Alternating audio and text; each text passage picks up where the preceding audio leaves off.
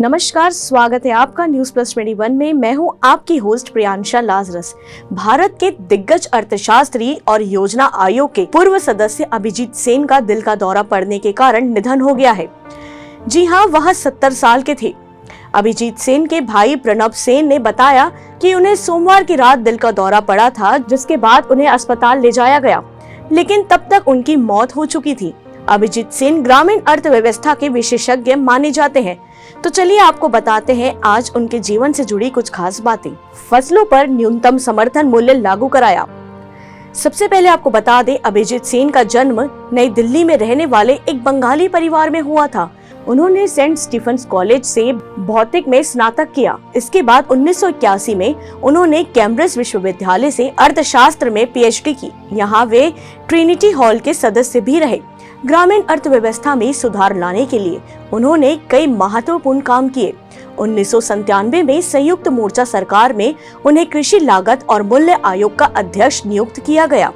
उन्होंने कृषि वस्तुओं के लिए न्यूनतम समर्थन मूल्य (MSP) की सिफारिश की थी। जी हां, बाद में उन्हें राष्ट्रीय जनतांत्रिक गठबंधन सरकार ने दीर्घकालिक अनाज नीति पर विशेषज्ञों की उच्च स्तरीय समिति का अध्यक्ष बनाया। आपको बता दें कि 1985 में जवाहरलाल नेहरू विश्वविद्यालय में centre for economic studies and planning में शामिल होने से पहले 4 दशकों से अधिक के एकेडमिक करियर में सेन ने सक्सेस, ऑक्सफोर्ड, कैम्ब्रिज और एक्सेस और इकोनॉमिक्स पढ़ाया। 2004 से 2014 तक थे योजना आयोग के सदस्य। 4 दशक से अधिक के अपने करियर में अभिजीत सेन ने नई दिल्ली के जवाहरलाल नेहरू विश्वविद्यालय यानी JNU में अर्थशास्त्र पढ़ाया और कई महत्वपूर्ण सरकारी पदों पर रहे। वे कृषि लागत और मूल्य आयोग के अध्यक्ष भी रह चुके हैं। सेन 2004 से 2014 तक योजना आयोग के सदस्य थे। उस वक्त मनमोहन सिंह प्रधानमंत्री थे। 2010 में पद्म भूषण से हुए सम्मानित। सेन को 2010 में पद्म भूषण से सम्मानित किया गया था।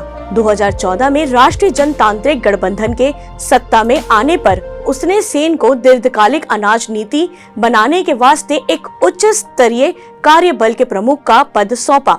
सेन गेहूं और चावल के लिए सार्वभौमिक जन वितरण प्रणाली के घोर समर्थक थे। उनका तर्क था कि खाद्य पदार्थों पर दी जाने वाली रियायतों से राजकोष पर पड़ने वाले बोझ को बढ़ा चढ़ाकर पेश किया जाता है, जबकि देश के पास न सिर्फ सार्वभौमिक जन वितरण प्रणाली को सहयोग देने के लिए बल्कि किसानों को उनके उत्पाद के उचित मूल्य की गारंटी देने के लिए भी पर्याप्त वित्तीय संभावनाएं हैं। PDS में गेहूं चावल को कराया शामिल। आपको बता दें, जब उनका कार्यकाल 3 साल बाद समाप्त हुआ तो उन्हें राष्ट्रीय जनतांत्रिक गठबंधन यानी NDA सरकार द्वारा दीर्घकालिक खाद्य नीति पर विशेषज्ञों की उच्च स्तरीय समिति का नेतृत्व करने की जिम्मेदारी सौंपी।